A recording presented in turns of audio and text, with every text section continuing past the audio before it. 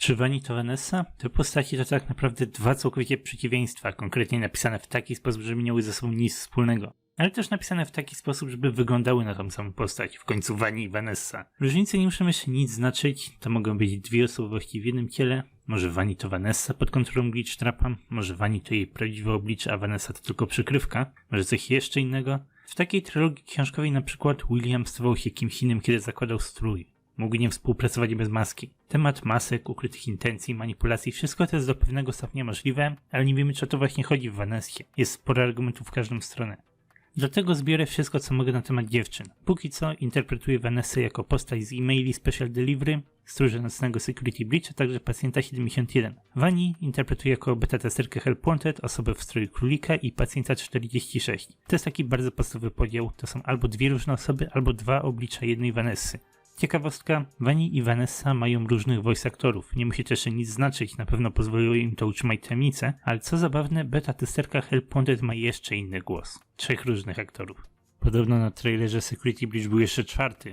I żeby było jasne, pacjent 71 to Vanessa. To jest jasne, to postać ze Special Delivery, rozmawia z Luisem, ona jest przeniesiona do Pizzaplexa, nagranie się ze wszystkim zgadzają. Ciężej ustalić tożsamość pacjenta 46, więc powstają różne teorie. Niektórzy uważają, że to jest dziecko, Grzesiek, nowa postać, której jeszcze nie znamy, ale dużo świadczy za Vani. Pacjent jest zainteresowany maskami, przebraniami, a także zauważono go z króliczymi uszami w Pizzaplexie. Nie widzę tutaj nic więcej, żadnego sensu szukania nowej postaci. Ten pacjent to według mnie po prostu Vani. I żeby nie było, pacjent 46 i 71 to wciąż może być jedna osoba, to nie jest oficjalne nazewnictwo z gry. Mówimy tak, bo nagrania są tak ponumerowane, niektóre zaczynają się od 46, a inne od 71 i są między nimi wyraźne różnice. Ale cały czas mogą to być dwie osobowości Vanessy. Jeśli to jest jasne, pozbierajmy sobie te wszystkie informacje. Tak na szybko parę różnic, na przykład to, że mentalnie jedna jest dorosła, druga jest dzieckiem, jedna lubi światło, druga ciemność, jedna lubi cukierki, a druga nie, są po prostu ogólnie przeciwieństwami. W Help Wanted poznajemy Vani, beta-testerkę. W samej historii wiele nie robi, zbiera kasety tape i nieświadomie składa rozwalonego Glitchtrapa. Można się zastanawiać, czemu to ostatecznie zrobiła. Z początku pewnie nic nie rozumiała, ale pod koniec jest konkretna prośba. Nie zbieraj tych kaset. Zatrzymaj się, przestań. To jej nie zatrzymało. Może zrobiła to z ciekawości, może uważała, że pokona Glitcha. Na pewno nie było tu nic głębszego i na pewno nie znała Williama wcześniej, bo to jest zwykła beta-testerka, tak jak wcześniej Jeremy. William nie kradłby ciała swojego pomocnika. Po DLC Curse of Dreadbear mogliśmy się zastanawiać, dlaczego Vani pracuje dla Glitchtrapa. Czy robi to z własnej woli, czy jest kontrolowana? Dopiero Princess Quest potwierdza, że tego nie chciała. Można dyskutować o Cassidy, ale to jest temat na inny odcinek. Fakty są takie, kiedy Glitchtrap zostaje pokonany, Vani odchodzi. Nie robi tego z własnej woli, choć Glitchtrap też nie kontroluje jej całkowicie. Rozmawiałem ze sobą, to jest wciąż osobno Vani i Glitchtrap. Sens ma tutaj hipnoza czy pranie mózgu, Glitchtrap kontroluje sposób myślenia, Vani robił z niej mordercę, ale nie siedzi jej bezpośrednio w głowie. Ma nad nim jakąś władzę, która razem z nim znika.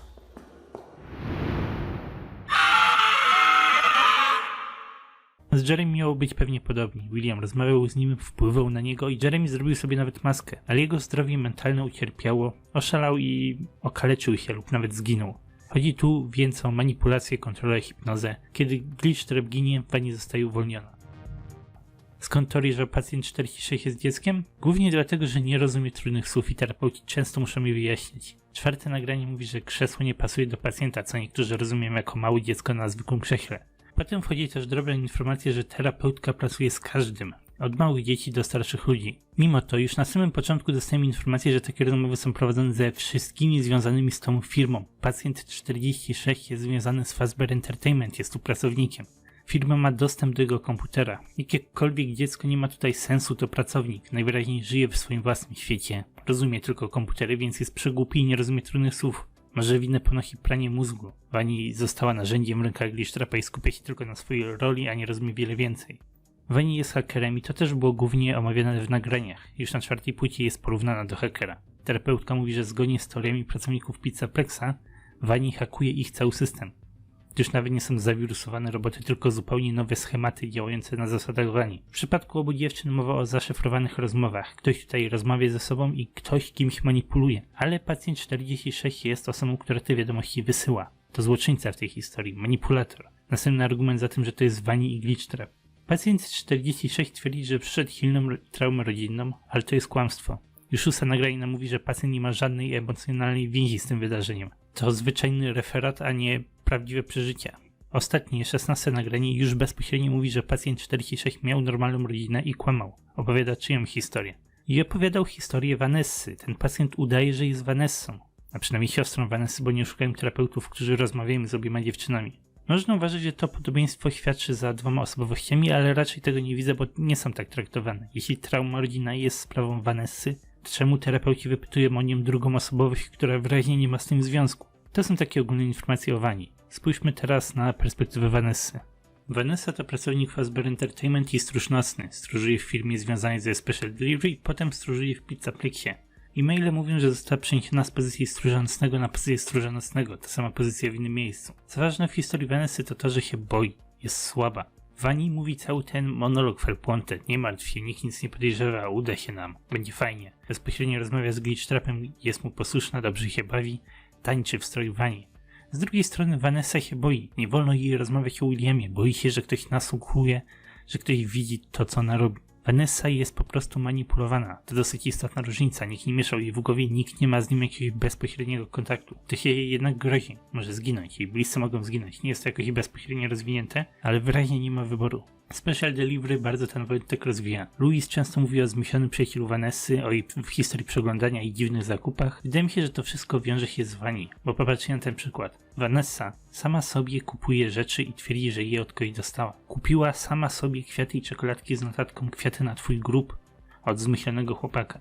Wyraźnie ktoś inny kupił jej te kwiaty, są od Glitchtrapa, są od pacjenta 46, to jest faktyczna groźba. Znowu manipulacja. Ale wszystko wydarzyło się na komputerze Vanessy, bo Louis to zauważył. Co zmierza do wniosku, że pacjent 46 hakuje Vanessę i korzysta z jej komputera. Choć skoro wyglądają podobnie, to może po prostu osobiście korzysta z jego komputera nawet. Co jest ważne, Vanessa nie jest hakerką. Nie mamy takiej informacji, to dopiero ten drugi pacjent jest hakerem. A jednak Vanessa jest silnie związana z wirusami. Special Delivery kręci się wokół wirusa, który podobno Vanessa wysłała. Tajemniczo otrzymuje rekomendacje na pozycję stróża nocnego w Pizzaplexie. To wszystko robi pacjent 46. Tego są bardzo blisko siebie, dlatego ktoś podszywa się i korzysta z pozycji Vanessy.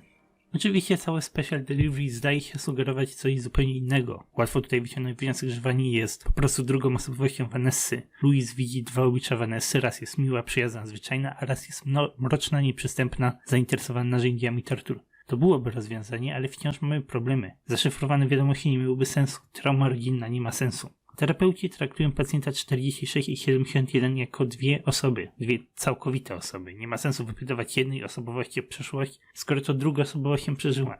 Nagranie potwierdzają nam, że ktoś pisze do Vanessy, ten ktoś manipuluje ją i ten ktoś hakuje ją. Zdobył masę informacji na temat jej życia. Wiemy to. To ma ogromne znaczenie w teorii kradzieży tożsamości. Ktoś inny zbiera informacje i ten ktoś inny udaje, że jest Vanessą. To Vanii. Dosyć ważny dla mnie argument jest też taki, że Vanessa odchodzi do Pizzaplexa po 12 nagraniach. Pacjent 46 nie odchodzi. Pacjent 46 zostaje na miejscu i rozmawia jeszcze z 2 następnymi terapeutami. W tym momencie rozdzielają się, więc nie mają jak być jednym człowiekiem.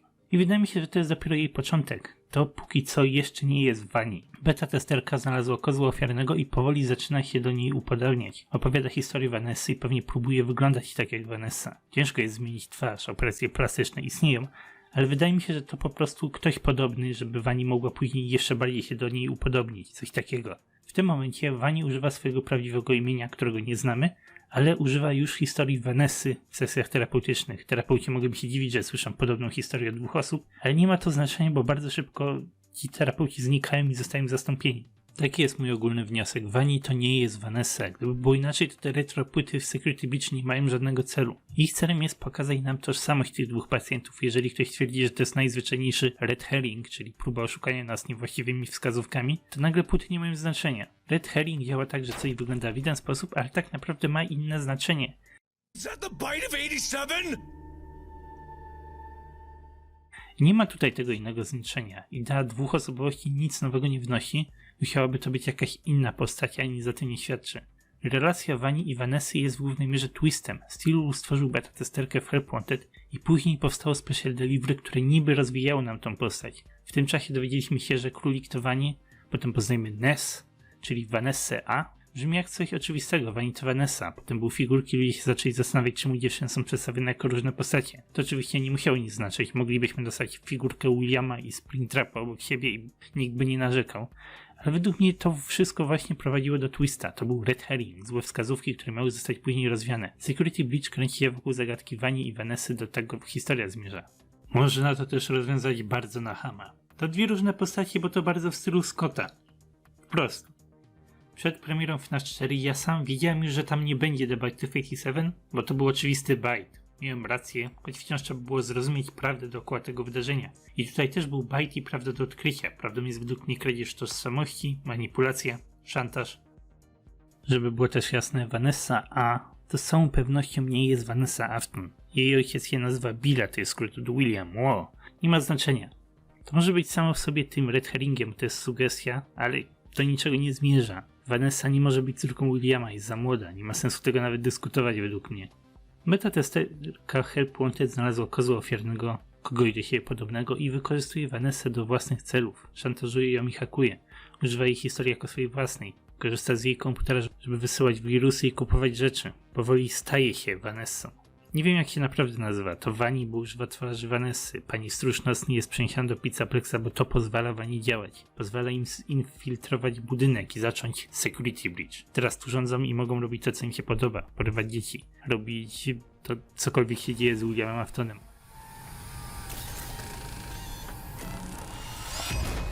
Vanessa złapała Grzesia, a potem przekazała go Vani. Dlaczego tak naokoło? Z tego powodu Grzesio uciekł. Dlatego uważam, że to jest twist. Special Delivery oszukał nas i udawał, że mówi o beta-testerce, ale wprowadził zupełnie nową postać Vanessy, która jest szantażowana przez drugą osobę pod kontrolą Glitch Trapa. Vani znalazła kogoś, kogo będzie mogła udawać, stąd dwie różne postacie, które wyglądają tak samo. Nie ma sensu, żeby były dwoma osobowościami w jednym ciele, zachowują się inaczej. Jedna jest informatykiem, a druga stróżem nocnym. Jedna jest szczęśliwym seryjnym zabójcą, a druga jest przerażoną ofiarą manipulacji. Zdecydowanie dwie osoby, to nie działa. Po prostu. Ten rozdział historii opowiada o Vani. To ona jest główną bohaterką tej historii, widzimy jej rozwój, jej zmiany i to ona jest centrum wydarzeń.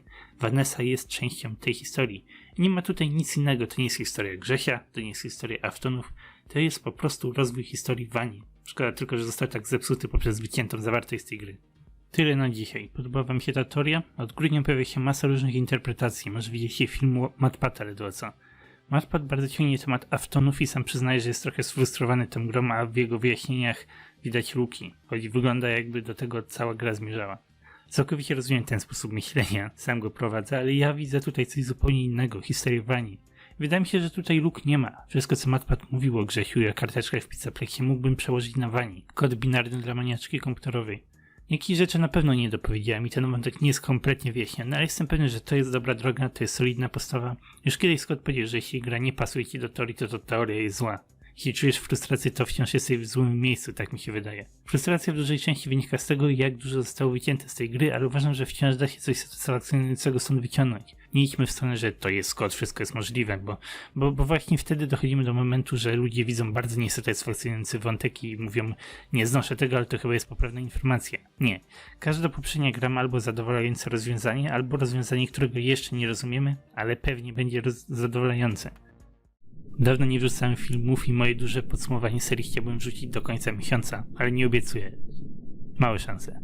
Zapraszam was do obejrzenia moich innych filmów. Temat zakończeń Security Breach to taki wstęp do innych filmów, moje pierwsze przemyślenia, które będę rozwijał w przyszłości. Przejrzyjcie ten filmik, jeżeli chcecie nadrobić ten temat. Następny filmik na kanale to będzie właśnie albo to duże podsumowanie serii, albo ogólny film o Glamour Animatronikach, który chcę zrobić, więc czekajcie na oba te filmy wkrótce.